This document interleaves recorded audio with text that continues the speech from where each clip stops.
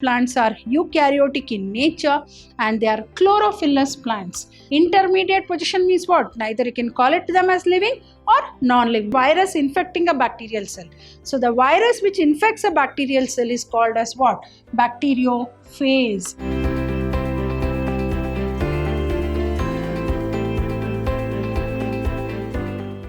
Hello dear students, welcome back to session 4 of this chapter called Biological Classification.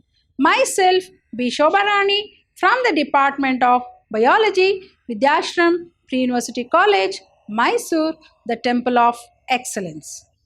Hope you remember in the last session we learnt about a very important kingdom called Kingdom Mycota. Hope you remember the 5 kingdom classification of R.H. Whittaker, who classified the whole of the living organisms into 5 kingdoms, that is Kingdom Monera, Kingdom Protista, Kingdom Mycota, Kingdom Plantae and Kingdom Animalia.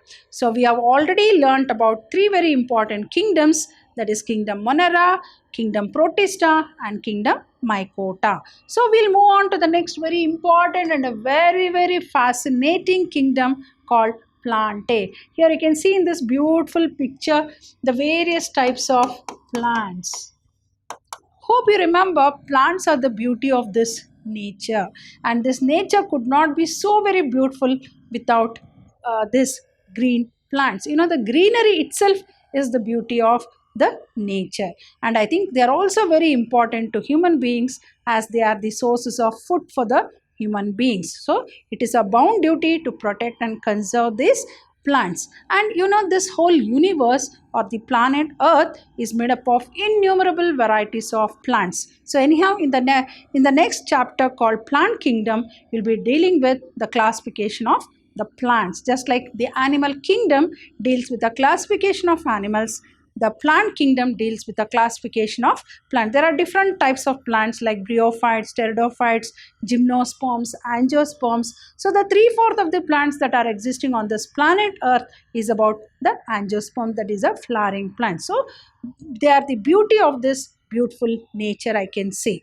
Who does not like plants, right? Like even if you have a small garden and a small greenery in your house, the beauty of your house itself will be more because of this green plants. Such is the beauty of this nature, right? You go to a forest, I think you will really enjoy a forest because it is full of green with different types of big trees, plants, etc., along with animals. So let us deal with a very important kingdom, that is the 4th kingdom of your classification, that is called Kingdom Plantae. Why it is called Kingdom Plantae? Plant also, we are not talking about 1 or 2 plants. There are innumerable varieties of plants, hence the term called Plantae.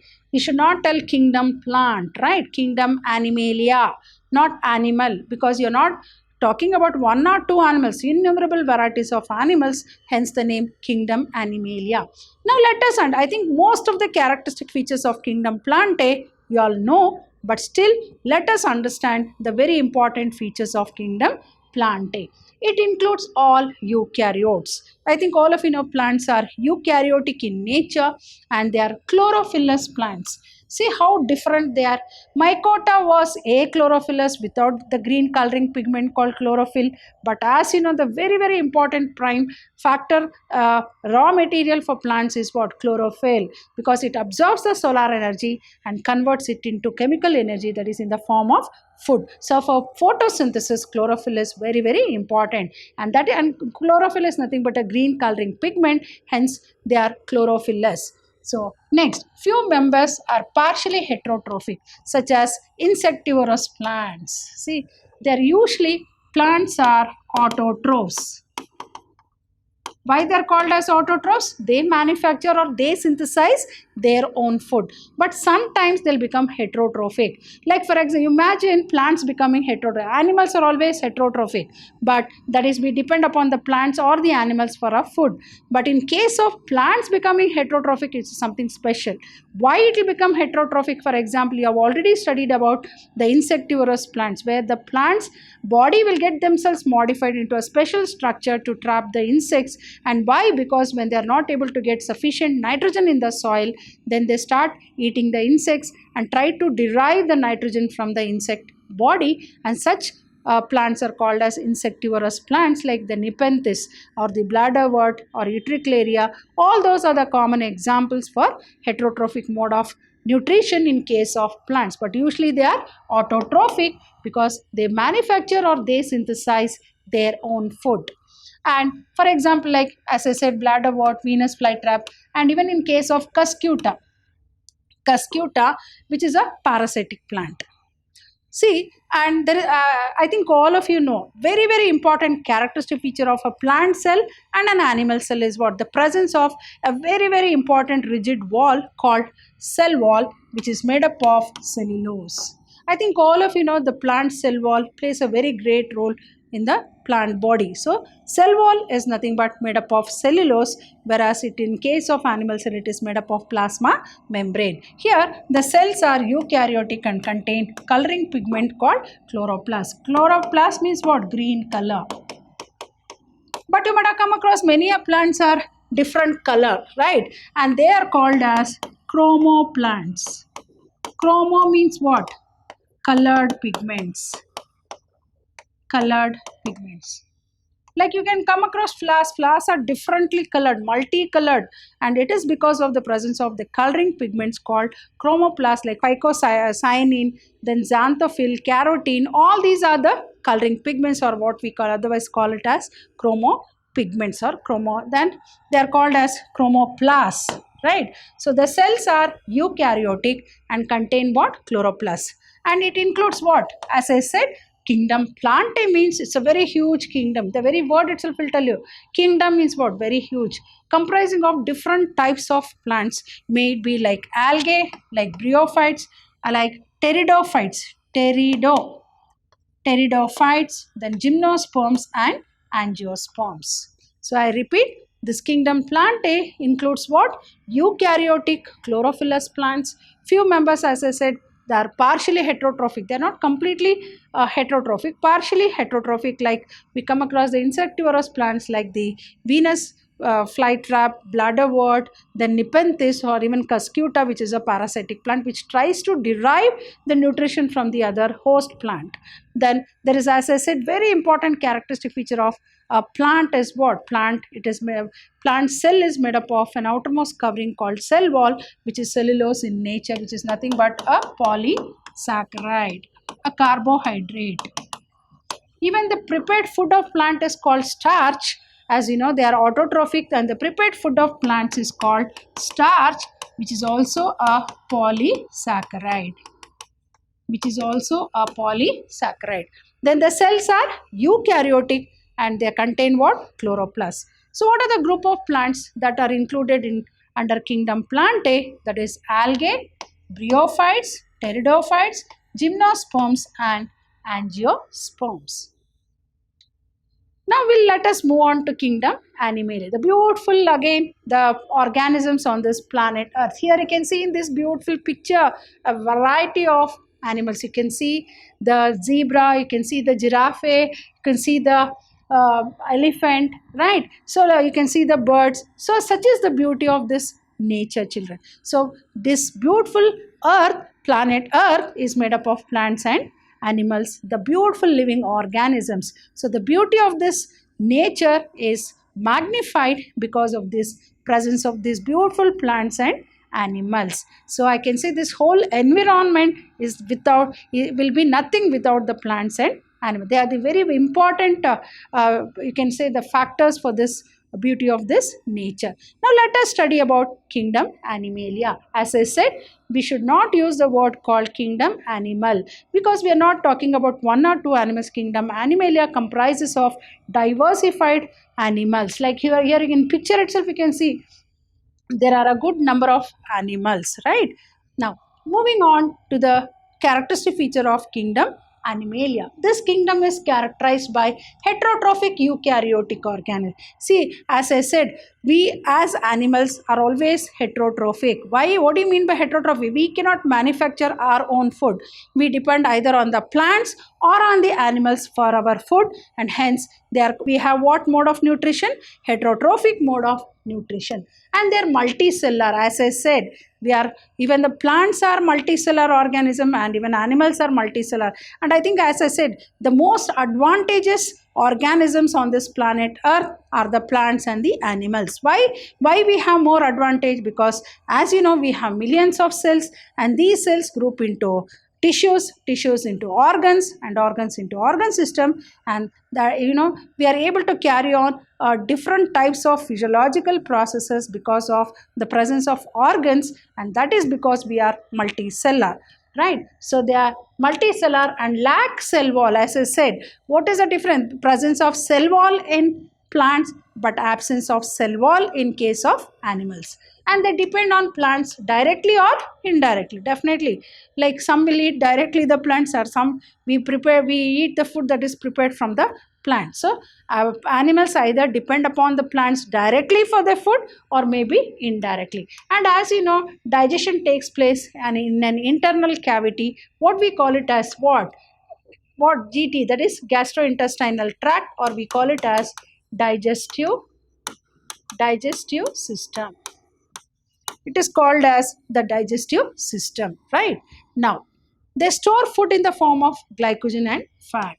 I think all of us know, like we eat food and the food is converted into energy, and some amount of food is stored in the body, and it is that stored food is taken by the body for different physiological processes. So always the food is stored in the form of glycogen or fat, which is later converted, or which is later used for various physiological process. As you know, energy is very important for doing work, and for various physiological processes the body requires energy, and that energy is extracted from the stored food, which is either in the form of glycogen or in the form of fat. And the mode of nutrition is holozoic. What do you mean by holozoic? Engulfing the whole food. So it is called ingestion of food. Ingestion means what? Intake of food is called ingestion. So it might be holozoic.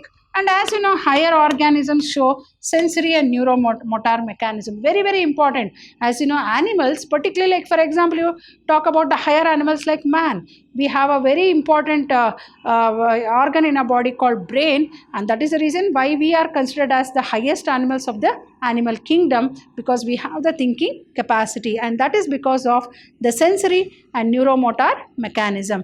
And most of them are capable of locomotion. Very important. Most of the animals, even human beings, have locomotory organs. What are locomotory organs? Organs which are used for movement. Why? As you know, animals they are not sessile. They don't stay in one place. They have to move from one place to another place, either in search of food or maybe in search of a proper partner for reproduction. So usually they have what? Locomotory organelles to move from one place to another place. So let us discuss once again the important, all these characteristic features are very important. As I keep telling, these kingdoms are asked for 3 marks along with the examples. So kingdom Animalia is characterized by heterotrophic and eukaryotic organisms. So obviously they are multicellular, but they don't have cell wall, and they depend on plants either directly or indirectly, as the animals are heterotrophic in nature. And digestion, so the food what we take, as I said, why? Because we are multicellular, we have different organs to perform different functions, like the digestive system or the alimentary canal, and this digestion takes place in the internal cavity, or what we call it as alimentary canal or the digestive system. And they store the food in the form of what? Glycogen or fat, and whenever our body requires, that food is extracted from the cells for doing energy, for doing work. And the mode of nutrition maybe is usually what? Holozoic, ingestion of food. And higher organisms show sensory and neuromotor mechanisms, and most of the animals are capable of having a very important feature called locomotory organelles. Moving on to the next group of organisms. So till now we were talking about the 5 kingdoms, that is put across by R.H. Whittaker, which satisfied in placing all the organisms that are found on the planet Earth into 5 kingdoms. That is kingdom Monera, kingdom, what are the 5 kingdoms we have come across?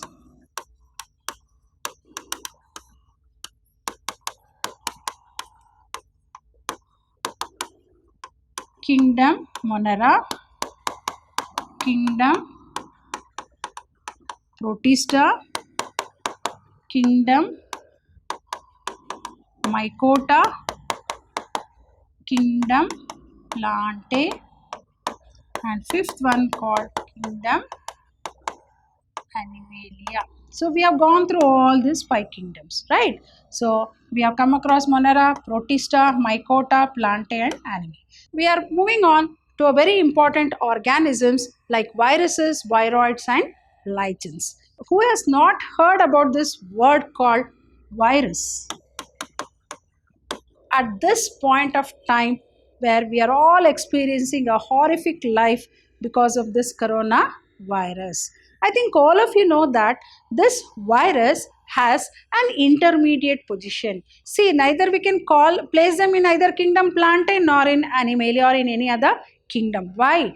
Because they are either only when they are inside the body of the host they are called as living. Why only when they are inside the body? Because they are mostly parasitic, and when they are inside the body of the host they multiply or they reproduce, and reproduction or multiplication is one characteristic feature of living organism. So obviously then we call viruses as living. If not, when they are outside the body of the host they behave like non-living entities. They can also be stored in the form of crystals in bottles. So only the non-living things you can store them in bottles. So viruses has an intermediate position. So viruses can be called both living as well as non-living. So virus has what? It is having an intermediate position. Intermediate position means what? Neither you can call it them as living or non-living. When do you call them as living? Only when they are found inside the body of the host.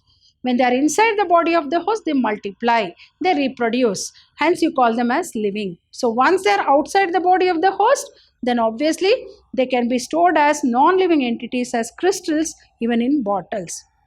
So, now let us study about these viruses, viroids, and lichens. So, here you can see the beautiful picture of lichen. So lichen, these grow on the bark of a tree, and they are also called as pollution indicators. Pollution indicators.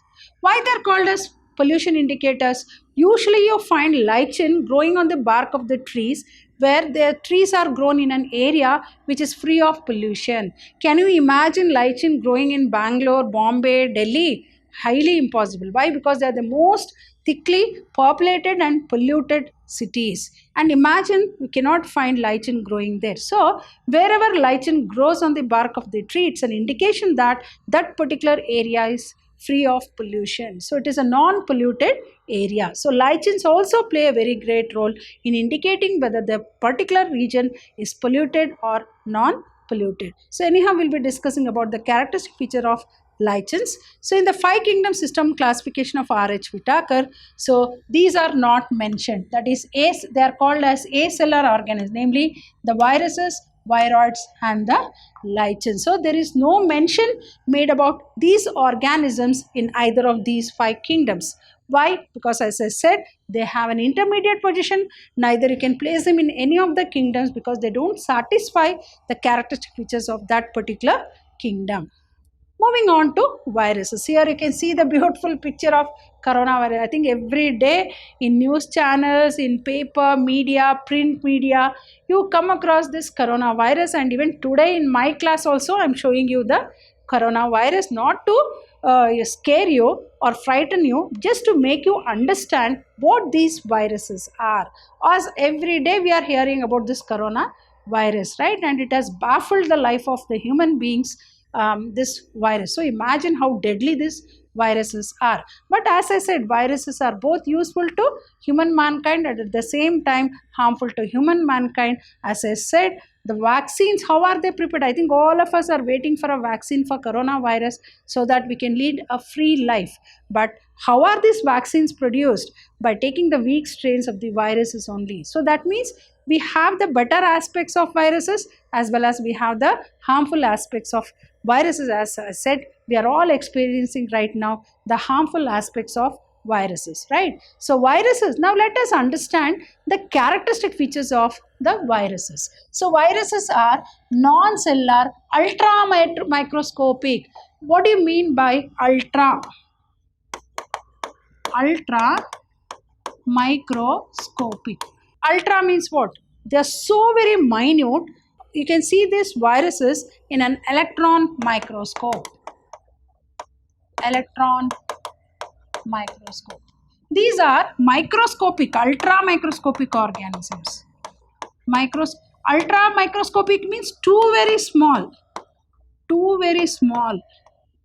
Hence the name ultra. If you want to see the fine structure of these viruses, then we need to make use of an electron microscope, not a compound microscope. Why? Because this electron microscope is going to magnify the object 2 lakh times than what a compound microscope does. Hence, if you at all you want to see the fine structure, then we have to go for a electron microscope. So that means to say ultra means what? They are too very microscopic, too very minute to be seen by the naked eyes. So we need to make use of an electron microscope where it uses the lens which magnifies the viruses, right? So viruses are non-cellular, ultra microscopic, infectious entities. As I said, infectious means what? They're going to spread from one person. That is the reason why right now this coronavirus is spreading from one person to another person through aerosols, that is the droplets. It may be the sneezing or the cough droplets, and that is the reason why we are supposed to use mask, and also we are supposed to use hand sanitizers to avoid getting infected with this deadly virus called coronavirus. So viruses are non-cellular, ultra microscopic, infectious entities having nucleic acid core surrounded by the protein coat. Hence we use the word called nucleoproteins. So they will have the genetic material either RNA or DNA as their genetic material, along with the protein coat. Like they have a protein coat called like capsid. So that, and each unit is called as capsomeres. So they have a protein coat and they have a nucleic acid, either DNA and RNA. Hence the chemical composition of these viruses is called nucleoproteinaceous, a combination of nucleic acid plus protein. And the viruses are non-cellular organisms that are characterized by having an crystalline structure outside. As I said, when you keep them outside the body of the host, then they act as non-living entities where you can store them in the form of crystals, and hence they have an intermediate position. Neither you can call them as living nor you can call them as non-living. And after infecting a living cell, they make use of the protein synthesis machinery of the host cell for its multiplication. It is just like using the host machinery for its multiplication. So it uses the host DNA and all the machinery of the host cell to multiply, and the multiplication is so very rapid in case of viruses than compared to bacteria. So as we all know, compared to bacterial diseases, viral diseases is too very harmful. Why? Because they multiply very fast, they spread very fast. That is the reason why viral diseases are spreading so very fast, right? Then viruses contain DNA or RNA. As I said, what will be the genetic material they will have? Either they will have DNA or RNA as a genetic material along with a protein coat. So this protein coat is like a protective layer for these viruses to overcome the host reactions. As I said, they are parasitic in nature.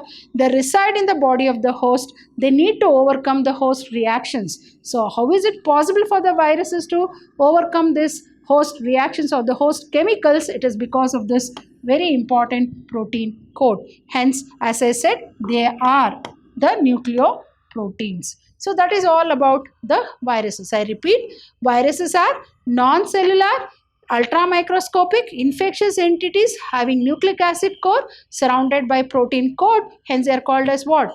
Nucleoproteinaceous.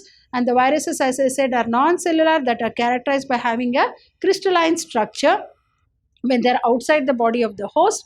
And after infecting a living cell, they make use of protein synthesis machinery of the cell for its multiplication. And virus contain what? What is the genetic material? That is for reproduction is very important, that is DNA or RNA. And obviously they have a protein coat, hence they are called as nucleoprotein. Then moving on to the next very important features of viruses.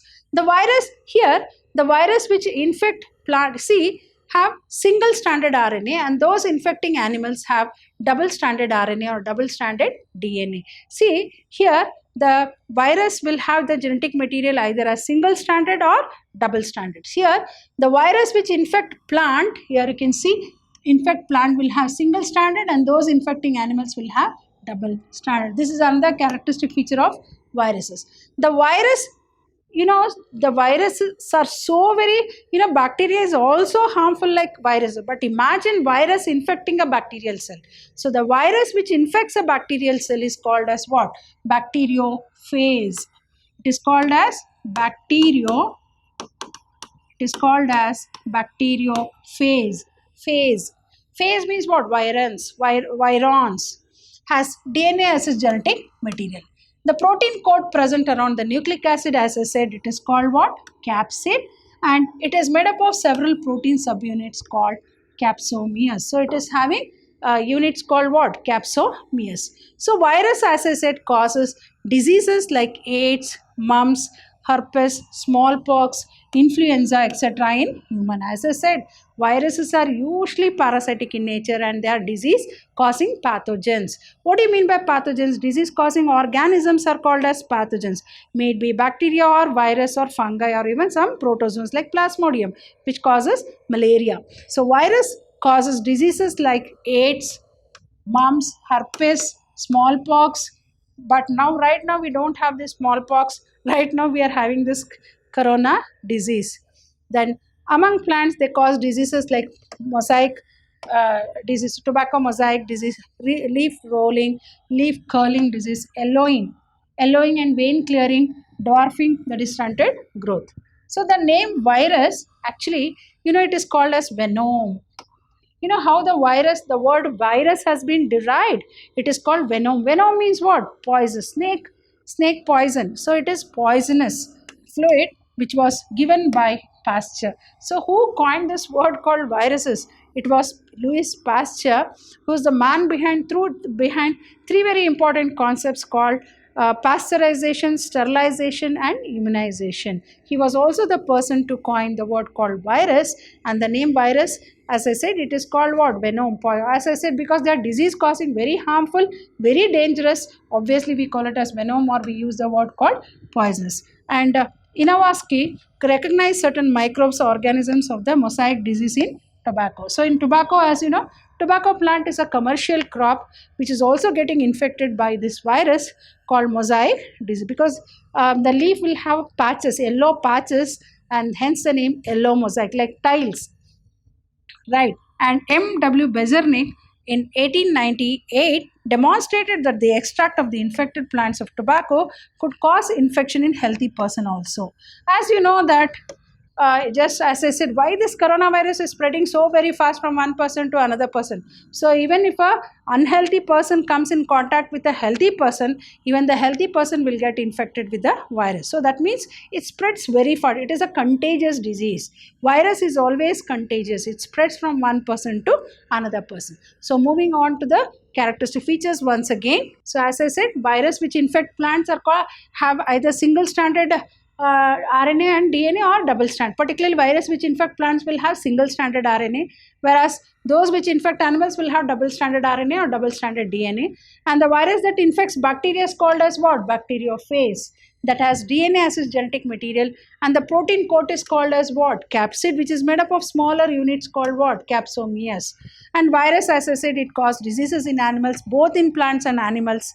Like in animals, like diseases like AIDS, mumps, herpes, smallpox, influenza, that is common cold. Then in human, and among plants they cause disease like leaf mosaic disease in tobacco, leaf curling, leaf rolling, yellowing, and vein clearing. What do you mean by vein clearing? Veins are nothing but which carry xylem and phloem. So if xylem and phloem is damaged, then how will the plant conduct water and food? So it is called vein clearing and dwarfing, that is a stunted growth. So as I said, the name virus, that means venom or poisonous fluid, which was given by Pasteur, and D.J. Ivanovsky in 1892 recognized certain microbes like the viruses which cause diseases in tobacco called mosaic disease. Then a scientist by name Bezernik in 1898 demonstrated that the extract of the infected plants of tobacco could cause infection in healthy plants. Hope you have understood all the concepts what I have explained in today's session, that is about kingdom Plantae, kingdom Animalia, and about the viruses and the viroids and the lichens. So I'll be back with some more concepts of this interesting chapter called biological classification. Till then, stay tuned and I'll be back with the coming sessions. So thank you.